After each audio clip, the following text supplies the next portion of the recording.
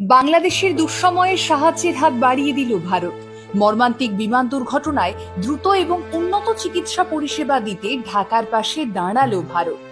বিশেষজ্ঞ ডাক্তার থেকে শুরু করে নার্স এবং দগ্ধ চিকিৎসার প্রয়োজনীয় সরঞ্জাম ঢাকায় পৌঁছে দিয়েছে ভারত। আসলে বিপদেই তো চেনা যায় আসল বন্ধুকে। আসলে এটাই হলো ভারতীয় সংস্কৃতি, এটাই ভারতের মহানুভবতা।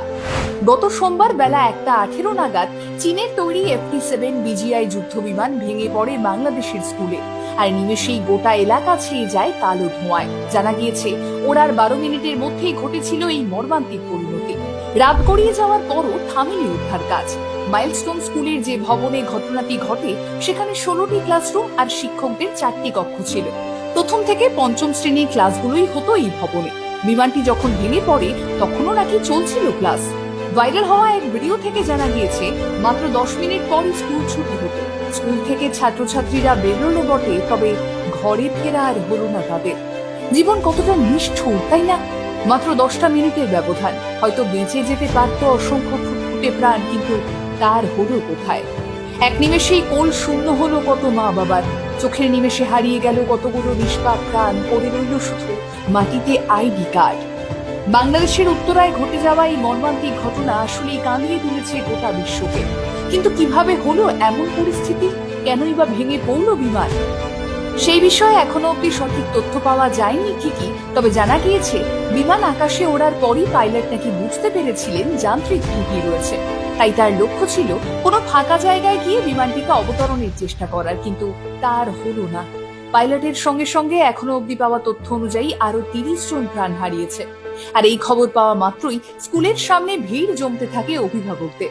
সকলের চোখে মুখে ছিল উৎকণ্ঠার ছাপ। জানা গিয়েছে আহতের সংখ্যা ইতিমধ্যেই ছাড়িয়েছে প্রায় 170।